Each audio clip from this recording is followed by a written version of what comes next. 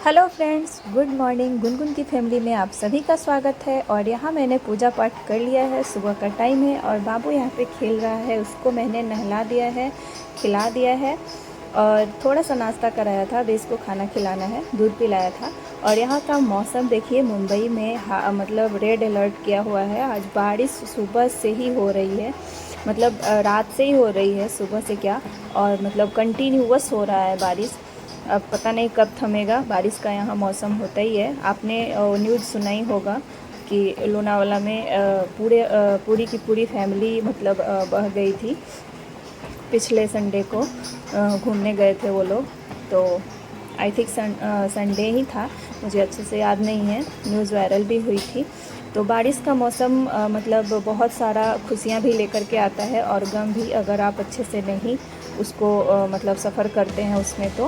तो यहाँ पे ना मैं अपने जो दाल है उसको मिक्स करके रखने वाली हूँ, क्योंकि ना मैं 2-3 दालों को एक साथ मिक्स करके बनाती हूँ। आप लोग कैसे बनाते हैं बताइएगा ज़रूर। और यहाँ पे केशव साथ में ही है और वो दाल को, बच्चे इतना परेशान करते हैं ना, दाल को सोच रहा है कि मैं ही उसको मतलब निकाल दूँ, बाहर रख दूँ। वो सामान को एक साथ मिलाने के लिए मतलब बहुत ज़्यादा परेशान है।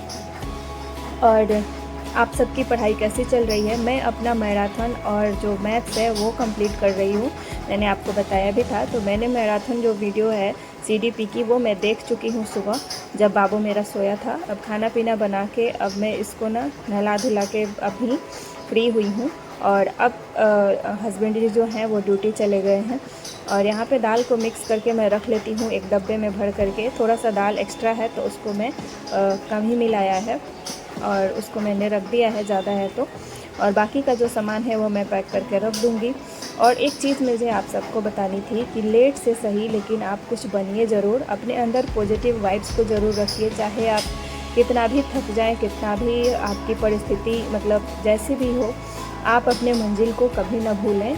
और जीवन में कभी भी हार मत मानिएगा, क्योंकि अगर आप हार मान लेंगे ना तो आप समझ लें कि आप उसी दिन से अपने आप को मतलब लो फील करने लगते हैं और आपको लगता है कि अब आप कुछ नहीं कर पाएंगे। तो ऐसा आप कभी मत फील करिएगा, क्योंकि मतलब अगर ज़िंदगी में उतार चढ़ाव आते हैं, जैसे हमारी स्थिति होती है, तो बाकी की लाइफ हमारी चल ही रही है, आगे भी चल ही जाएगी। लेकिन अगर जीवन को आपको काटना नहीं है, अगर जीना है, अगर आपको लगता है कि किसी चीज़ पे अगर आप हाथ रखें और वो चीज़ आपका हो जाए, तो उसके लिए तो आपको मेहनत करना ही पड़ेगा।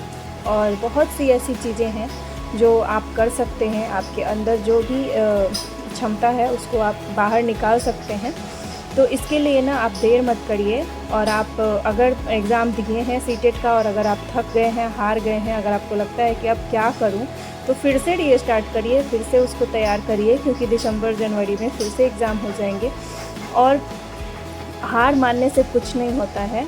एग्ज़ाम आपने दिया, कोई एक बार में निकल जाता है, कोई 2 बार में, मतलब रेयर केस में लोग एक बार में निकल जाते हैं, लेकिन 2-3 बार अधिकांश लोग देना ही पड़ता है और देते ही हैं। और हम माँओं को उतना टाइम नहीं मिलता है, तो हमें तो मतलब ज़्यादा से ज़्यादा समय देना ही पड़ेगा, क्योंकि हमारे पास टाइम की बहुत ज़्यादा कमी होती है। हम चाहते हैं जितना, उतना हमारे पास समय नहीं होता है, हम नहीं पढ़ पाते हैं। अभी आप देख रहे हैं मेरे बाबू को, ये काफ़ी ज़्यादा परेशान करता है और बहुत ही ज़्यादा छोटा भी है। धीरे धीरे ये बड़ा हो रहा है, तो मुझे भी टाइम अच्छा खासा मिलने लगेगा। और यहाँ पे मेरे साथ कोई भी नहीं रहता है मुंबई में, मैं अकेले रहती हूँ और मैं अपने सपने को अंदर से जगाई हुई हूँ। तो आज नहीं तो कल, एक न एक दिन मैं ज़रूर पूरा कर लूँगी। और मेरे साथ में ये मतलब ये ऐसा होता है कि मुझे ही देखना होता है, तो इसलिए मैं हमेशा इसके चलते बिजी रहती हूँ और मुझे इसके हिसाब से चलना पड़ता है। मैं चाह कर भी चाहती हूँ ना कि 2-4 घंटे मैं पढ़ लूँ, तो नहीं हो पाता है। जब ये सोता है तभी हो पाता है, जगह रहता है तो मैं थोड़ा बहुत वीडियो ही देख पाती हूँ। और पहली प्रायोरिटी जो हमारी होती है वो बच्चों की ही होती है। तो इस वजह से ना, एक मैं माँ भी हूँ, मैं एक स्टूडेंट लाइफ अब मतलब चाह कर भी नहीं जी सकती। अगर मैं ये सोचूं कि मैं पहले की तरह, जब मैं पढ़ती थी उस टाइम की तरह मैं अपनी लाइफ को जीऊँ, तो अब जीवन में संभव नहीं है। मुझे बच्चों के हिसाब से चलना पड़ता है। तो इस वजह से ना मुझे बहुत चीज़ सेक्रीफाइस करना पड़ता है और अपने आप को मतलब सज धज के भी देखना तो बहुत ही पुराना, बहुत ही ज़्यादा दिन हो जाता है। क्योंकि मेरा एक मानना है कि जब भी मुझे समय मिले थोड़ा सा मैं अपनी पढ़ाई पे ध्यान दूँ, क्योंकि मैंने जो गलती की है वो आप सब मत करिएगा। और गलतियों से ही इंसान सीखता है। टाइम की जो मैंने बर्बादी करी है, जो मुझे समय रहते समझ नहीं आया है, लेकिन मुझे जब आया है मैं वहीं से अपने आप को संभाली हूँ। और कुछ परिस्थिति मेरे साथ ऐसी भी आ गई है जिसके वजह से भी मैं फंस चुकी हूँ। नहीं तो मैं आज नहीं, बहुत पहले ये सब कर ली होती, लेकिन मेरे साथ बहुत ही बुरा हुआ। और एक चीज़ और है कि समय से ज़्यादा किस्मत से ज़्यादा और समय से पहले किसी को कभी कुछ नहीं मिलता है और ना ही मिलेगा। यहाँ पे देखिए, यहाँ पे ना मेरे पास 2 बगीज हैं। ये इसमें जेंट्स और लेडी दोनों है।